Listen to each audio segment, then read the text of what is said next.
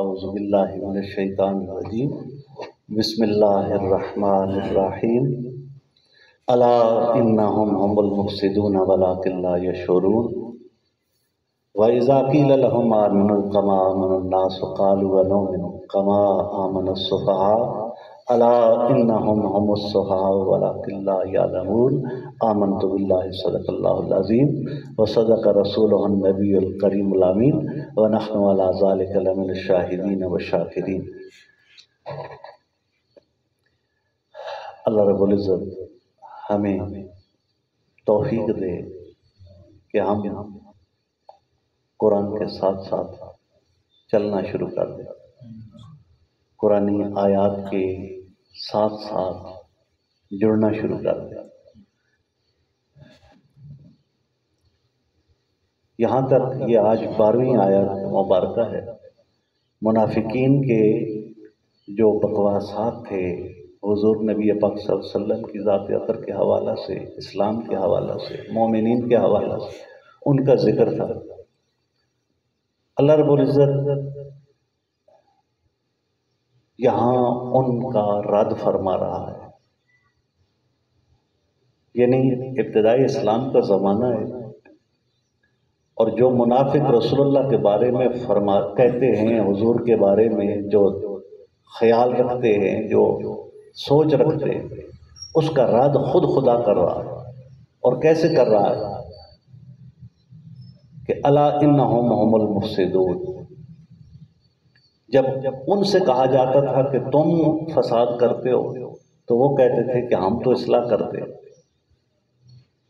یہاں آج ہمارے معاشروں تک اگر اس بات کو لے آئیں تو یہاں بھی کئی لوگ ایسے ہیں کہ جس فساد کرنے والوں کو اگر کہا جائے کہ تم اس طرح کر کے فساد کر رہے ہو تو وہ نہیں مان رہا۔ یعنی گراوٹ زمانہ کے ساتھ ساتھ ہم یہاں تک پہنچ گئے۔ اس کی ابتدا منافقین مدینہ سے ہوتی ہے، یعنی اپنے عملوں کو چھپانا، ظاہر کچھ باطن کچھ۔ تو اللہ تعالیٰ یہاں پر خود رد فرما رہا ہے کہ الا انہم هم المفسدون، خبردار، انہم بے شک وہ، هم المفسدون وہی فساد کرنے والے۔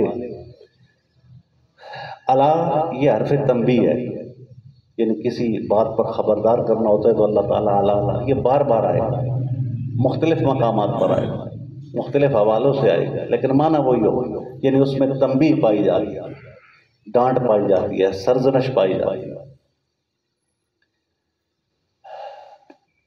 اور انہم بے شک وہ،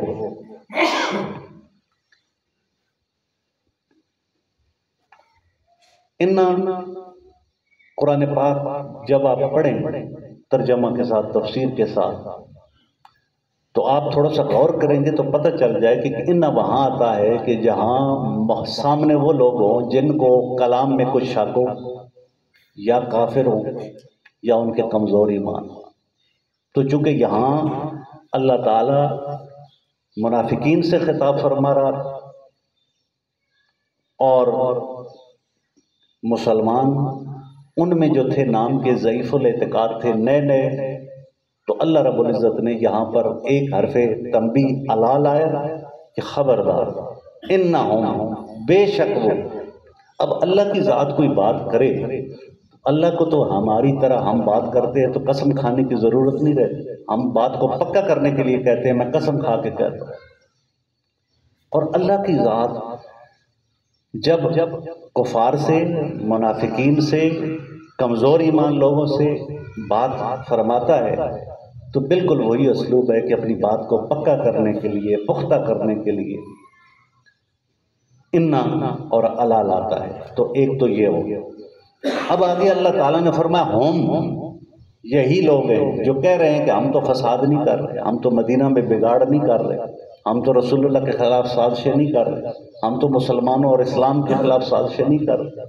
آج بھی مدینہ کے خلاف سازش ہو رہی ہے، فلسطین کے خلاف پورا محاذ جنگ کھلا ہوا۔ آج بھی ہمارے بچوں کو نہ صرف تنگ کیا جا رہا ہے زبانوں سے، بلکہ ان کو قتل کیا جا رہا ہے۔ کل وہ آپ نے بھی دیکھا ہوگا، گھاس کے ساتھ افطاری کر رہے، یعنی پلیٹوں میں گھاس ڈالی ہوئی ہے، چٹنی بنائی ہوئی ہے، روٹیاں تھوڑی تھوڑی ہیں، وہ ملبے پر بیٹھے ہوئے خاندان اور وہ اس کے ساتھ روزہ اٹھاتا ہے۔ کیا کبھی ہمیں ان کا احساس پیدا ہو؟ یہ تو وہ صورت ہے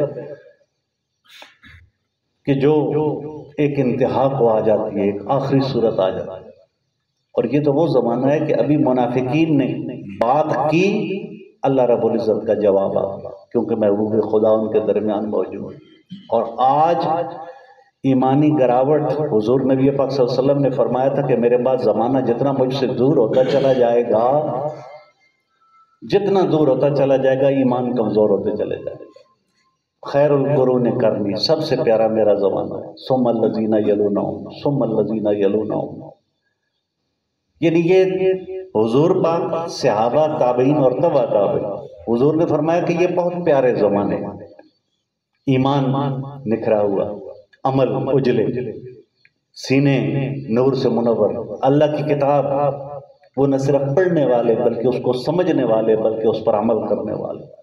رسول اللہ کی حدیث، آج کسی کو ایک حدیث یاد نہیں، اور اس زمانے میں جگہ جگہ پر وہ لوگ تھے جن کو 1,00,000 احادیث یاد ہوتی تھی، اور حدیث بھی ایک حدیث بسا اوقات وہ ہماری جو قرآن کی اگر ناپ کے حوالہ سے کریں تو 20 آیات جتنی ایک حدیث ہے، اور اس حدیث کو مانن، متنن، روایتن، درایتن، اس کے تمام تر علوم کے ساتھ جاننے کا مطلب ہے کہ فلاں کو ایک حدیث یاد ہے۔ اور 1,00,000 حدیث قرآن کی آیتیں تو کل 6,666 آیتیں بنتی، اتنے بڑے علوم کے خزانے، اور وہ پیارا دور۔ اور آج پوری دنیا میں ایک حافظ حدیث بھی نہیں ہے کہ جس کو 1,00,000 حدیث مبارکہ رسول اللہ صلی اللہ علیہ وسلم کی یاد ہو۔ تو حضور نبی پاک صاحب الاولیاء صلی اللہ تعالی علیہ وسلم سے زمانہ جتنا دور ہوتا گیا، ایمان کمزور ہوتے چلے گئے، حتیٰ کہ یہ حالت آ گئی۔ ادھر تو ایک للکارتا تھا، ایک کے مقابلے میں 10، اور 10 کفار کے مقابلے میں ایک حضور کا غلام میدان عمل میں آ جاتا، 313 1,000 کے مقابلے میں احد، خندق، حنین۔ اور ایک جنگ ایسی بھی ہے مسلمانوں کی طرف سے 30 جا رہے ہیں اور مقابلے میں 30,000 ہے، اور 30,000 پر وہ 30 فاتح بن کر شام کے مارگوں میں واپس لوٹتے ہیں۔ اور آج روزانہ ہمیں خبر سنائی جاتی ہے کہ اتنے مر گئے، اتنے شہید ہو گئے، لیکن ادھر 57 اسلامی ممالک، ان کے بادشاہوں کے دسترخوان اور پر طرح طرح کے کھانے، وہ گنتی اور شمار میں نہیں۔ تو کیا کبھی ہم نے غور کیا کہ یہ کیا ہے؟ یہ ایمانوں کی گراوٹ ہے، یہ قرب قیامت کا زمانہ ہے، رسول اللہ صلی اللہ علیہ وسلم سے دوری ہے، قرآن سے دوری ہے، اسلام سے دوری ہے، ایمان کمزور ہو گئے، وہ غیرت و حمیت نہ رہی۔ پہلے اگر بادشاہوں کو غیرت نہیں آتی تھی تو عوام غیرت دلاتی تھی، اب نہ ادھر ہے نہ ادھر ہے۔ تو اس ایمانی گراوٹ کے عالم میں، حالت میں بھی اگر ہم اپنے ایمان کو مضبوط کرنے کی کوشش نہیں کرتے، اور ایمان کی مضبوطی کیا ہے؟ تمسک بالقرآن، تمسک بالرسول، تمسک بالسنہ، تمسک بالحدیث، یعنی تمسک کا معنی ہے مضبوطی سے پکڑ لیں۔ ہم نے کس چیز کو مضبوطی کے ساتھ پکڑا ہوا؟ وہ کوئی اور شے ہے۔ اللہ کا حبیب، ان کے ساتھ جڑ جانے والے، اور پھر اپنی زندگیوں کو ان کے ساتھ جوڑ دینے والے، وہ لوگ وہ ہوں گے جن کے اندر ایمان ہو، وہ حق کی بات کریں گے، وہ تڑپیں گے۔ اگر ایک آدمی یہاں روز آنسو بہاتا، روز گاؤں میں ان کو یاد کرتا، روز ان کے لیے تڑپتا ہے، اور اس کے دل کی یہ حسرت ہے کہ کاش مجھے موقع ملے، میں کود کر جاؤں اس جنگ کے اندر اور میں ان کے شانہ بشانہ لڑوں، پھر تو ایمانی غیرت ہے۔ اور اگر 10 دن گزر جائیں، ہفتہ گزر جائے، مہینے گزر جائیں، نہ ایک آنسو گرے، نہ خیال آئے، اپنے گھر کے گدے بیل سب پتہ ہے، نوکریاں سب کو عزیز ہے، معاملات زندگی سب کے چل رہے، کمائی کے ذرائع میں کہیں کوئی تاخیر نہیں، تو پھر یہ اللہ کا انعام، کہیں اللہ کی ناشکری تو ہمارے لیے نہیں بنا ہوا۔ تو ساتھیوں، اللہ رب العزت خود جواب دے رہا ہے کہ الا انہم هم المفسدون، خبردار یہی فسادی ہے جو کہہ رہے ہیں نا کہ ہم آج اسرائیل کو کہنے والا نہیں کہ تو فساد پھیلا رہا، آج ان نہتوں پر گولی بم بارود برسانے والے کو نہ سعودی عربیہ کہہ رہا ہے، نہ امارات والے کہہ رہے ہیں، نہ پاکستان والے کہہ رہے ہیں، نہ ایران والے کہہ رہے ہیں، نہ توران والے کہہ رہے ہیں۔ تو یہ ساری منظر کشی دیکھنے کے بعد بھی کیا اب ہمیں یقین نہیں ہوتا کہ قیامت بالکل ہمارے سروں پر منڈلا رہی ہے؟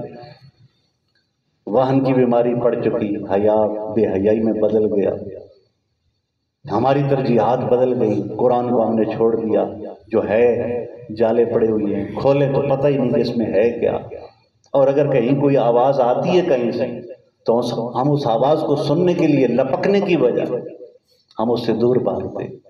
تو یہ رمضان المبارک کا مہینہ، اللہ رب العزت کے پیارے حبیب صلی اللہ علیہ وسلم نے فرمایا من صام رمضان ایمانا و احتسابا، یہ صرف منہ کو بند کر لینے کا نام نہیں ہے کہ صبح سے لے کر شام تک میں نے کھانے پینے کو سے روک دیا، اپنے آپ کو منہ بند کر دیا، اس کا نام رمضان نہیں ہے۔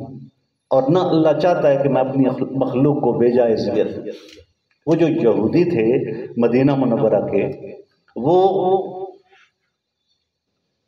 کیا کہتے تھے؟ وہ یہی کہتے تھے کہ مسلمانوں کا جو اسلام ہے یہ ان کو بے جا تکلیف میں مبتلا کرتا، سارا دن بھوکا پیاسا، اور پھر اتنے بڑے بڑے آگے سے مار کے اپنا مال تو اس کو خود دوسروں کے حوالے کر دیا جائے۔ یہ وہ زمانہ ہے کہ جب وہ سود پر پیسے اور رقمیں دیا کرتے، اور لاکھوں اور کروڑوں کے روپوں کی اگر زکوٰۃ، اور پھر زکوٰۃ سے آگے خیرات اور صدقات اور عطیات کا جو اسلام کا نظام تھا، اس نے کفر کو اور کافروں کو اور مکہ کے ان ہندوؤں کو اور جہاں جہاں ہندو تہذیبیں تھیں ان کو پریشان کر دیا۔ اور وہ انہیں کہتے تھے کہ تم یہ کس لیے دیتے ہو؟ کیوں دیتے ہو؟ تم اپنے مال کو خود اپنے ہاتھوں سے ضائع کر رہے ہو، تو تم خود اپنے آپ کو اس دلدل میں پھنسا رہے ہو، تمہیں فائدہ کیا ہے؟ تو وہی منافقین مدینہ کہ جن کے خلاف اللہ رب العزت نے آیتیں نازل فرمائیں اور 13 آیات نازل فرمائیں، کیا آج وہ کیفیت ہم اپنے معاشروں میں، اپنے ماحول میں، اپنی زندگیوں میں نہیں دیکھتے؟ جس طرح ان منافقین کی سوچ تھی، وہ سوچ کیا آج ہماری نہیں بن گئی ہے؟ کہ جس طرح وہ جہاں جس مقام پر کھڑے تھے کہ انہیں روزہ بھاری لگتا تھا، انہیں نماز بھاری لگتی تھی، انہیں اللہ کی راہ میں جہاد بھاری لگتا تھا، تو آج مسلمان اس کو صبح سویرے فجر کی نماز کے بعد صرف اس قرآن کی تلاوت کر لینا بھاری لگتا ہے۔ حالانکہ اللہ رب العزت کے پیارے محبوب نے فرمایا ایک حرف کے بدلے میں 10 نے کیا، اس پر جو عمل ہے وہ تو اور مشکل ہے۔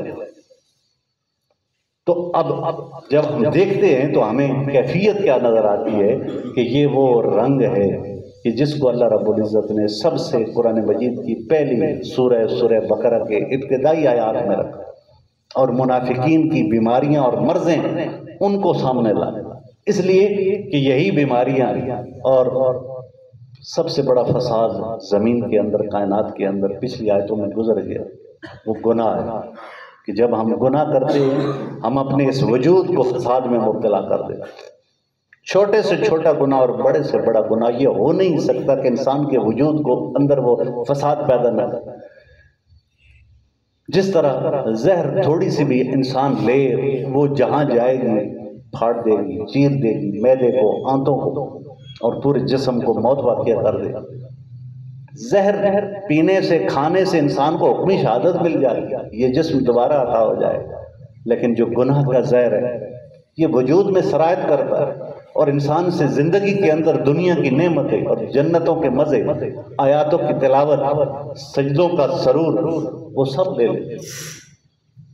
اور رمضان کا مہینہ جب آتا ہے تو اس تیاری کے لیے آتا ہے کہ اے میرے بندے تو پاک و صاف ہو جا، طاہر و مطہر ہو جا، اپنے ظاہر اور باطن کو صاف کر لے، تاکہ جب تو نماز کے لیے کھڑا ہو نا تو تو اپنے اس وجود کے ساتھ اپنے آپ کو بوجھ بنا کر میرے سامنے نہ پیش کرے، بلکہ تو میرے سامنے جب کھڑا ہو تو میرے سامنے حاضری کا جو درد ہے، سوز ہے، سرور ہے، لذت ہے، وہ تجھے دے۔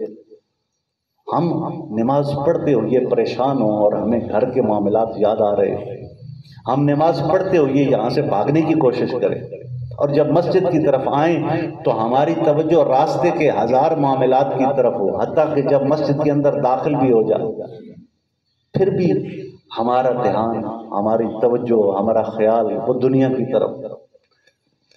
سعدی رحمۃ اللہ علیہ فرماتے ہیں چیز دنیا کیا ہے؟ فرمایا از خدا غافل ہو جا، خدا سے غافل ہو جا۔ دنیا کیا ہے؟ خدا سے غافل ہو جا۔ نئے گماش ہو نکرو فرزندوزا، نہ دولت، نہ اولاد، نہ بیوی، نہ یہ مال و زر، یہ دنیا نہیں۔ ہاں اگر یہ تمہاری توجہ ہٹا کے رب سے دنیا کی طرف لے جائیں تو پھر یہ دنیا۔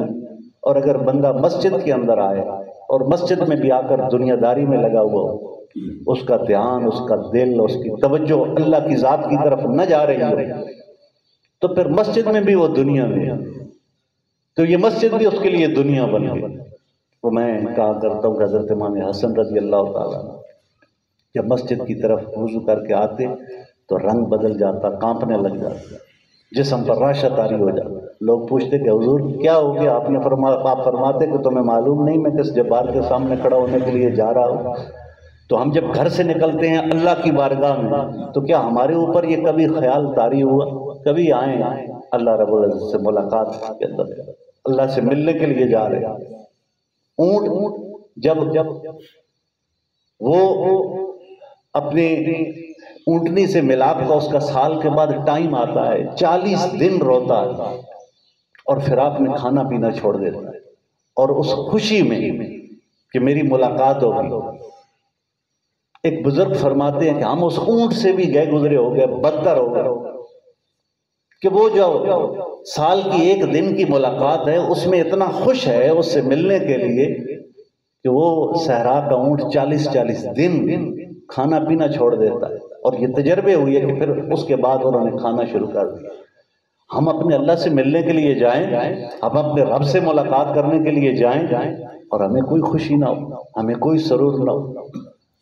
اگر گناہوں کی گشڑیاں لے کر جا رہے ہیں پھر خوف ہونا چاہیے، اور اگر اپنا دامن پاک لے کر اللہ کی بارگاہ میں آ رہے ہیں تو پھر ہمیں خوش ہونا چاہیے۔ ہماری مستی کا عالم کچھ اور ہونا چاہیے، ہماری کیفیات کا رنگ کچھ اور ہونا چاہیے۔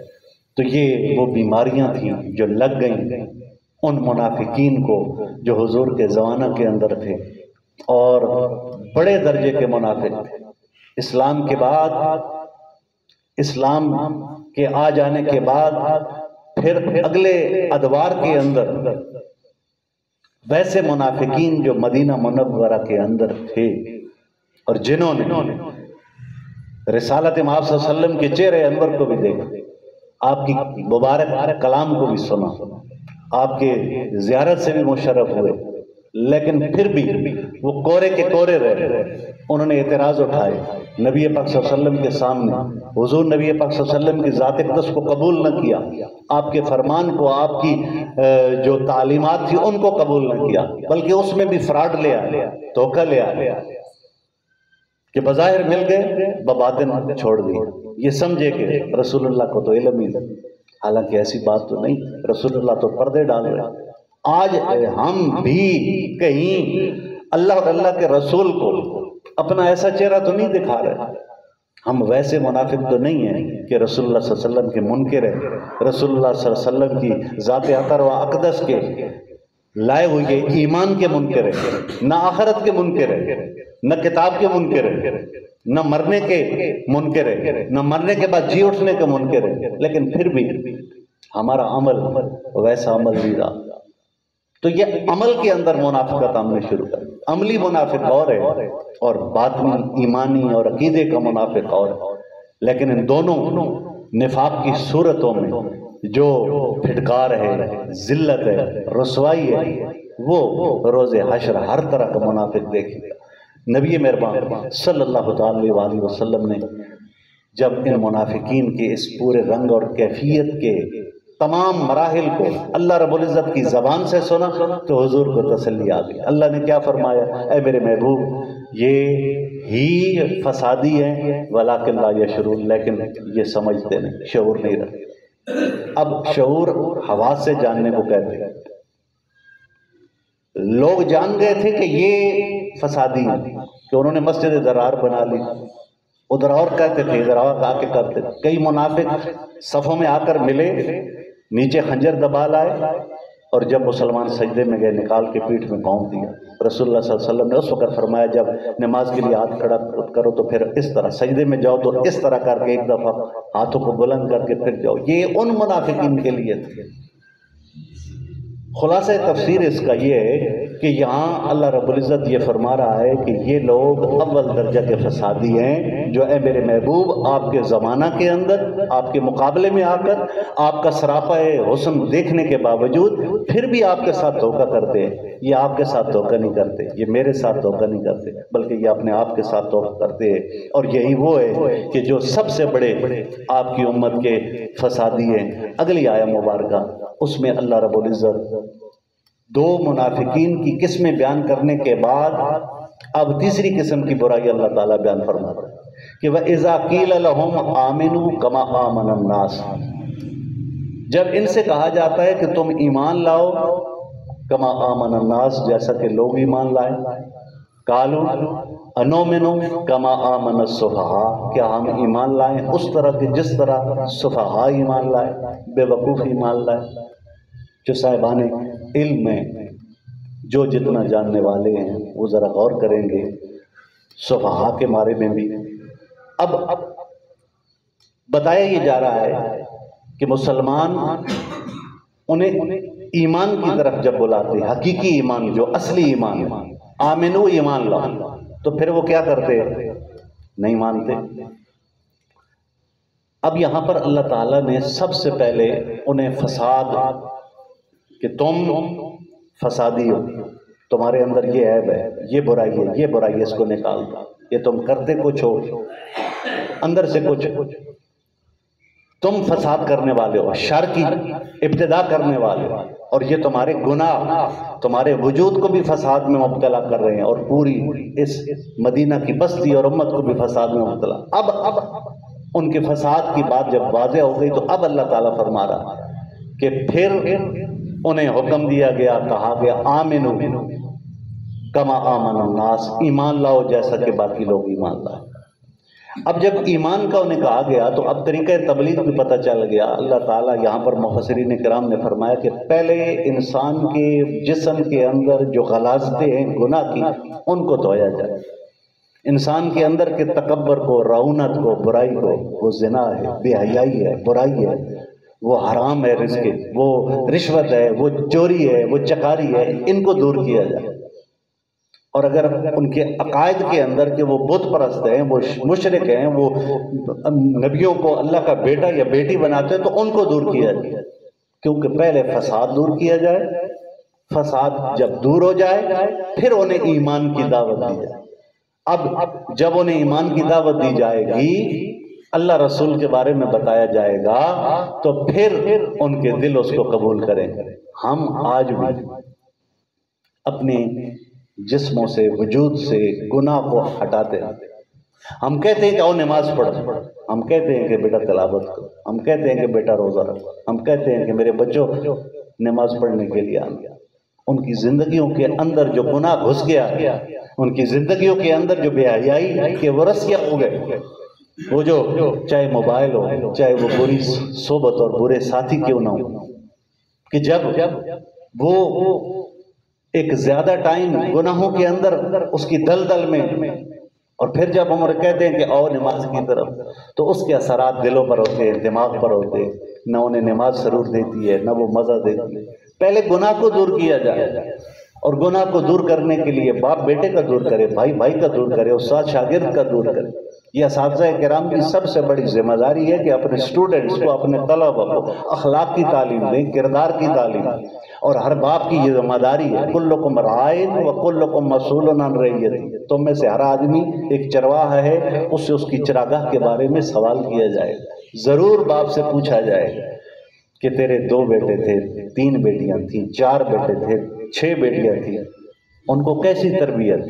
روزی رزق اللہ نے دینا، وہ رب دے گا، اور وہ رب ضرور دے گا، ضرور پہ ضرور دے گا۔ بھوکا کسی کو نہیں مارتا۔ جس کے والدین چلے جاتے ہیں، ہم نے تو تجربہ کیا، ہم نے تو دیکھا، ہم نے تو اپنی آنکھوں سے دیکھا یہ منظر کہ وہ ہزاروں سینکڑوں سے بہترین کھانا کھاتے، ان کے گھروں میں مال دولت بھی پہلو دوسروں سے زیادہ ہوتا، تو مرتا بھوک سے کوئی نہیں ہے۔ ضرورت کس چیز کی ہے کہ اولاد کو سب سے بڑھ کر کے علم دیا جائے اور ان کی تربیت کی جائے۔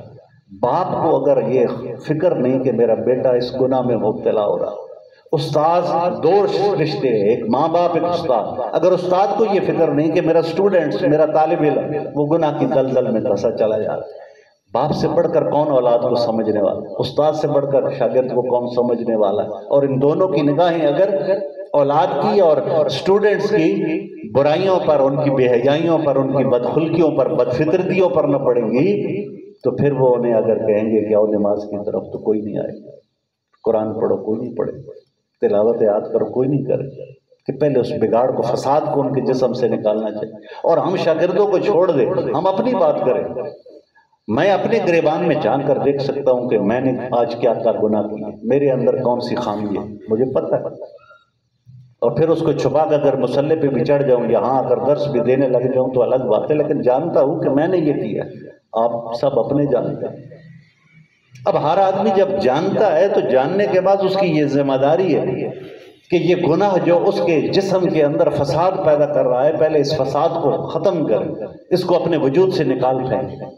اور یہ احساس جتنا زیادہ جن ہستیوں کے اندر تھا وہ ہستیاں پیچھے چلے جائیں چلے جائیں چلے جائیں۔ عظیم عظمت کی مینار پر رسول اللہ کے صحابہ کرام، اہل بیت ہے، تابعین ہے، تبع تابعین، اولیاء امت۔ آج سے 20 سال پہلے کیا ہمارے اعمال کی حالت یہ تھی؟ آج سے 30 سال پہلے کیا ہمارے معاشروں کی برائیوں کی بے حیائیوں کی ریشو یہ تھی؟ آج سے 40 سال پہلے چلے جائیں، جتنا پیچھے چلے جائیں امن ہے، ایک سکون ہے، ایک آشتی ہے، اور جتنا آگے کو چلے جائیں آگے کوئی صورت نظر نہیں آ رہی، نہ فلسطین قابو میں، نہ کشمیر قابو میں، نہ بیٹے قابو میں، نہ بیٹیاں قابو میں، کیونکہ وہ نظام ٹوٹ گیا۔ وہ جو گناہ اور فساد کو دور کا ایک محلے کا بابا، اس سے پورے محلے کے لوگ ڈرتے تھے، کامتے تھے۔ آج باپ سے بیٹے نہیں، خاوند سے بیوی نہیں ڈرتے۔ تو یہ کیا ہے؟ یہ وہ فساد ہے کہ جس کو اللہ رب العزت قرآن مجید فرقان حمید میں ہمارے سامنے رکھ رہا ہے۔ اور یہ فساد جو تھا، اس کے لیے سب سے پہلے اس کے مقابلے میں، اس کے خلاف وہ مدینہ منورہ کے منافقین جو تھے انہوں نے آواز نکالی، اور پھر انہوں نے کیا کہا؟ وَإِذَا قِيلَ لَهُمْ، جب ان سے کہا جائے آمنوا، ایمان لاؤ، کما آمن الناس، جیسا کہ لوگ ایمان لائے۔ اب ناس سے کیا مراد؟ ناس سے مراد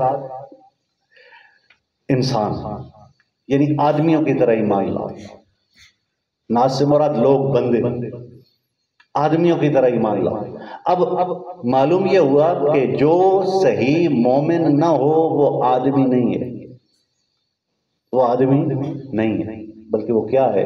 وہ جانور ہے۔ حیوان کی تعریف عربی میں کل ما یدب علی الارض، ہر وہ چیز جو زمین پر چلتی ہے وہ حیوان ہے، جانور۔ انسان قدموں سے چلنے والا جانور ہے، سانپ رینگنے والا جانور ہے، گھوڑا ہنانے والا جانور ہے، یہ آگے ان کی قسمیں ہے جانور ہے۔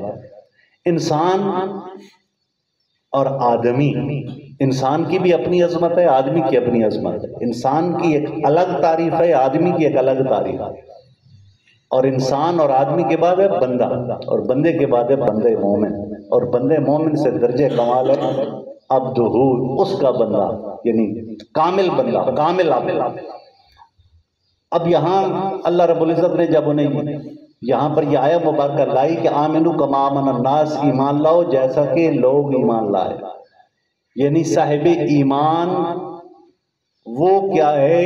آدمی، انسان، اللہ کا بندہ، اور باقی جو ہیں وہ جانور ہیں۔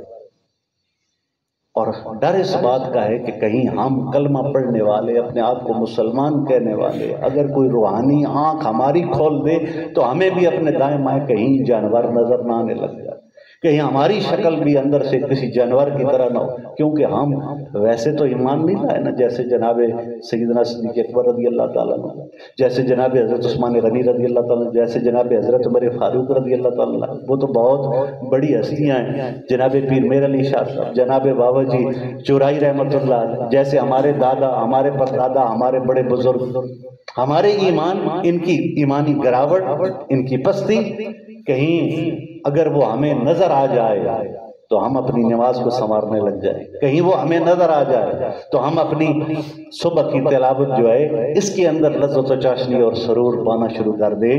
اللہ رب العزت نے فرمایا، پھر وہ کیا کہتے ہیں، قالوا انؤمن، کیا ہم ایمان لائے، کما آمن السفہاء، جس طرح کہ یہ بے وقوف ایمان لائے۔ عموماً ترجمہ یہ ہوتا ہے کہ جیسے بے وقوف ایمان لائے،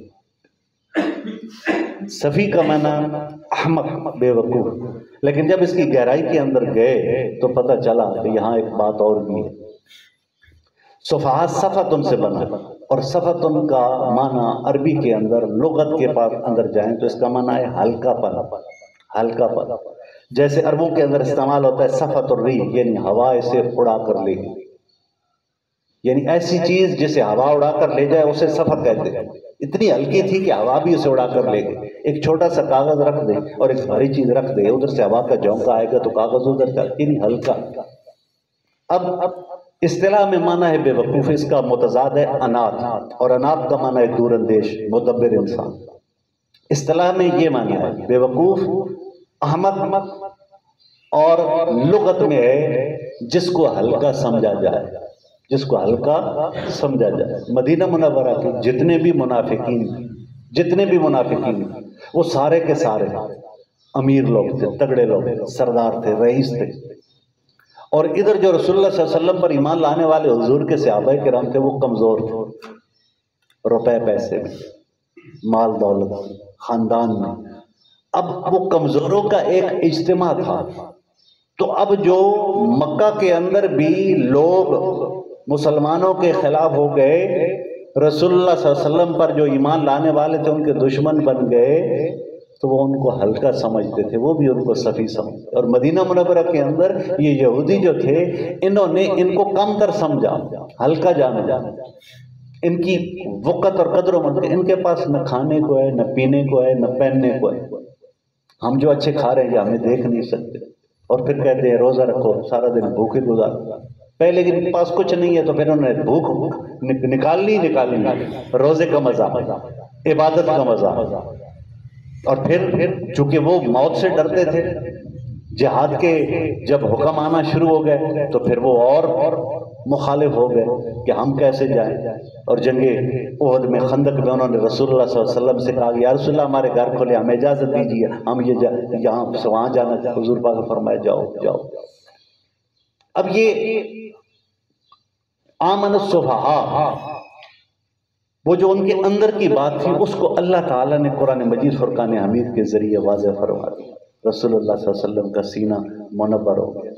اللہ رب العزت یہ فرما رہا ہے کہ وہ منافق رسول اللہ کو کہتے کہ اے اللہ کے نبی، یا اگر کوئی صحابی ان کو ایمان کی دعوت دیتا کہ ایمان لاؤ اس طرح جس طرح یہ ایمان لا، تو پھر وہ کہتے کہ ہم ایمان لائیں جس طرح یہ صفحہ ایمان لا، جس طرح یہ ہلکے لوگ ایمان لا۔ اب یہاں پر اصطلاحاً معنی بے وقوف، لیکن حقیقت میں کہ جن کو ہم کوئی وقت و قدر و منزلت کے لیے سمجھتے، آج بھی غریبوں کو کمزور سمجھا جاتا ہے۔ آج بھی یہ جو بڑے بڑے امیر ہیں سودے کر رہے ہیں، حکومتوں کو بیچ رہے ہیں، حکومتیں کر رہے ہیں، یہ جو بڑی بڑی گاڑیوں میں، کوٹھیوں میں، کاروں میں، زمینوں کا، جائیدادوں کا پتہ نہیں، جن کے لونڈے عیاشیوں میں، ہر طرح کے زناکاریوں میں، شرابوں میں مست، اور بیچارہ غریب۔ رسول اللہ صلی اللہ علیہ وسلم نے فرمایا تھا کہ بدأ الاسلام غریبا، اسلام غریبوں سے نکلا، وسیعود غریبا، یہ پھر غریبوں میں لوٹ جائے گا۔ یہ دولت جو ہے یہ جتنی زیادہ ہوگی اتنا فساد و بگاڑ ہوگا۔ حضور نے فرمایا تھا بہت زیادہ زمینیں اور جائیدادیں نہ بناؤ ورنہ اسی دنیا کے ہو کر رہ جاؤ، اور جو ان کے اندر پڑا وہ اسی دنیا کا ہو کر رہ گیا، اسے آخرت کی فکر بھول گئی۔ ایک انسان ہے، اس کو اپنی زمینوں کا، اپنے بینک بیلنس کا، اپنی مالیت کا وہ حساب کتاب کرتی ہوئی رات کو اس کو فرصت نہیں ملتی، وہ مسجد کیا ہے، وہ اللہ کے دربار میں کیا جائے۔ وہ لوگ چلے گئے کہ جو اربوں کے کاروبار کرتے تھے اور اربوں رائے خدا میں لٹا دیتے. جناب سید دو عالم صلی اللہ تعالی علیہ وآلہ وسلم آپ کے پاس ایک شخص آیا، اس نے اپنی شکایت کی، اپنا دکھڑا بیان کیا. اب اس کو کچھ ضرورت تھی مال کی. اب جو بیٹھے ہوئے تھے ان کے پاس تھا نہیں. حضور نبی پاک صلی اللہ علیہ وسلم سے اپنی درخواست پیش کرنے لگا. رسول اللہ صلی اللہ علیہ وسلم نے فرمایا کہ جاؤ فلاں جگہ گھر ہے میرے پیارے عثمان کا، اس سے جا کے کہو مجھے محمد رسول اللہ نے بھیجا ہے، وہ تمہاری شکایت دور کر کہ تمہارا مسئلہ حل کر. اب وہ آدمی جاتا ہے اور جا کر جناب سیدنا عثمان غنی رضی اللہ تعالیٰ عنہ کا دروازہ کھٹکھٹاتا ہے. دروازہ کھٹکھٹانے کے ساتھ اندر سے آواز آ رہی کہ حضرت عثمان غنی رضی اللہ تعالیٰ اپنی زوجہ محترمہ کو فرما رہے کہ اے اللہ کی بندی، اس چراغ کے اندر تم نے اتنی موٹی بات ڈال دی، بات جسان اتنی موٹی ڈال دی کہ یہ تو سارا تیل پی جائے. اس کے اندر ہلکی بات ڈالو تاکہ وہ تیل کم پیے. وہ آدمی دروازہ کھٹکھٹانے کے بعد پریشان ہو گیا کہ مجھے بھیجا ہے رسول اللہ نے اس آدمی کے پاس کہ اپنی شکایت، اور یہ اپنی بیوی کو کہہ رہا ہے کہ تم نے اس چراغ کے اندر باٹ موٹی ڈال دی ہے، یہ تیل زیادہ کھائے. وہ آدمی تو مڑ پڑا پیچھے، چونکہ آپ نے آواز سنی تھی دروازے، آپ دروازے پر آئے، دیکھا کہ وہ آدمی جا رہا ہے. آپ نے اسے آواز دی اللہ کے بندے ادھر آ میری بات سن. اس نے کہا جی بس میری بات ہو گئی. آپ نے پھر اسے آواز دی. اس نے کہا جی بس میرا کام ہو گیا. آپ نے سختی سے بلایا، وہ آگے جب قریب آیا حضرت عثمان غنی رضی اللہ تعالیٰ عنہ پوچھتے ہیں کہ کیوں آیا ہوا ہے؟ اس نے کہا کہ میں رسول اللہ صلی اللہ علیہ وسلم کے پاس گیا، آپ کے صاحب بھی بیٹھے ہوئے تھے، میں نے اپنی شکایت بیان کی، میرے یہ مسائل تھے، مجھے یہ ضرورت ہے، اور میری کچھ ضرورتیں اتنی ہیں جو میں نے رسول اللہ صلی اللہ علیہ وسلم کے سامنے پیش کی. حضور نے فرمایا جاؤ میرے عثمان کا دروازہ کھٹکھٹاؤ، تمہاری مشکل حل ہو جائے. میں آیا دروازے پر، دروازہ کھٹکھٹایا، لیکن اندر آپ اپنی زوجہ محترمہ کو فرما رہے تھے کہ تم نے اس میں باٹ موٹی ڈال دی، پتلی ڈالنا تھی تاکہ تیل کم کھائے. تو میں تو پریشان ہو گیا کہ میں اپنا مسئلہ لے کر آیا ہوں، یہاں یہ خود اس چیز کا اظہار اپنی بیوی سے کر رہے. جو بندہ اپنی بیوی کو کہہ رہا ہو کہ اس میں باٹ موٹی ڈال دی چھوٹی، میں اس سے کیا مانگوں؟ حضرت عثمان غنی رضی اللہ فرمایا کہ بتاؤ نا تمہارا کتنا ہے مسئلہ، تمہاری ضرورت کیا؟ آپ نے کہا اس نے کہا میری ضرورت بہت بڑی. پھر آپ نے پوچھا کتنی بڑی؟ جی بہت بڑی. آپ نے فرمایا اسے پکڑا اور پکڑ کے اسے لے گئے. اچھا میرے پیچھے آؤ. اسے لے گئے اور لے جا کر مسجد نبی شریف سے باہر نکلے ہیں تو آج بھی قباء کے راستے کی طرف مسجد بلال آتی ہے. یہ جو مسجد بلال ہے یہ کسی زمانے میں بہت بڑا اس طرح کا ایک سرائے ہوتی تھی، مہمان کارواں یہاں کر رکھتے تھے، اور یہاں قافلے مختلف جگہوں پر مختلف لوگوں کے قافلے اپنے اپنے تاجروں کے کھڑے موجود رہتے تھے. وہاں سے یمن کا، عدن کا، شام کا وہ قافلے ادھر ہو رہے تھے، وہاں پر انہیں رہائش ملتی، کھانا ملتا، اور خود وہ رسول اللہ صلی اللہ علیہ وسلم کی بارگاہ میں آ جاتے. آپ اسے لیتے لے جاتے وہاں گئے. وہاں اس آدمی کو آپ نے کہا کہ یہ اونٹ دیکھ رہے ہو، گنو ان کو کتنے ہیں. وہ گننے لگ گیا. اس نے کہا حضور مجھ سے تو گنے نہیں جاتے بے شمار، ان پر سامان تجارت لگا ہوا ہے. اب وہ سامان تجارت منڈیوں میں بھیجا جانے والا تھا. حضرت عثمان غنی رضی اللہ تعالیٰ آپ فرماتے ہیں کہ اے اللہ کے بندے، یہ سارے کے سارے اونٹ یہ پہلے میرے تھے لیکن اب سے تیرے، یہ تیرے. وہ ہکا بکا رہ گئے، انگلیاں دانتوں میں دبانے لگے. آپ نے اس سے پوچھا کیا تیری ضرورت اس سے بھی بڑی ہے؟ تو وہ قدموں میں گر گیا. اس نے حضور میری یہ ضرورت سے 1000 گنا بڑا. یہ وہ رسول اللہ کے غلام تھے کہ سرکار دو عالم صلی اللہ علیہ وسلم کے قدموں میں آ کر تربیت ایسی تھی کہ وہ کچھ دینے کے بعد پھر حضرت عثمان غنی رضی اللہ تعالیٰ سے کیا کہتے ہیں کہ جا کر سرکار سے عرض کرنا نا کہ یا رسول اللہ اس وقت میرے پاس اتنا ہی تھا جو میں نے دے دیا، اگر میرے پاس کچھ اور ہوتا تو وہ بھی میں دے دیتے. تو کیا آج ہم اس مقام کے سینکڑویں ہزارویں حصے پر کہیں کھڑے ہیں؟ نہیں کھڑے. اور جب نہیں کھڑے ہیں تو پھر ہمیں اپنا احتساب تو کرنا چاہیے، پھر ہمیں اپنے دل کو ٹٹولنا تو چاہیے تھا نا کہ اس دل کے اندر ایمان ہے بھی کہ نہیں، اور اگر ایمان ہے تو کیسا ہے. اور ساتھیوں ایمان کا پیمانہ کیا ہے؟ کہ نماز کا سرور، اللہ کے گھر میں آ کر لذت، سکون، راحت محسوس ہو، صبح سویرے اٹھوں یہ تلاوت ہماری عورتیں، میری اپنی ایک بزرگ عورت خاتون، وہ مجھ سے قرآن مجید کھلواتی اور انگلی لگوا کہتی بیٹا پڑھتے جاؤ، میں ان حرفوں کو دیکھتی جاؤں گی۔ پھر آخر عمر میں انہوں نے قرآن کو پڑھنا شروع کیا، پھر یاد کرنا شروع کر دیا، پھر ایک ایک حرف پر ان کی آنکھوں سے آنسو میں نے دیکھے۔ یہ وہ مائیں تھیں جن کی گود میں اسلام پلتا تھا، اور یہ وہ تھے کہ جو غربت کے عالم کے اندر منور اور نورانی، ایمان سے مزین سینے رکھنے والے، ایمان سے منور نگاہیں جن کے اندر حیا کو رکھنے والے، ان کو اگر اس زمانے کے منافقین ہلکا سمجھے تو سمجھتے رہے، اور اگر اس زمانے کے یہ بڑے بڑے دنیا دار ہلکا سمجھے تو سمجھتے رہے۔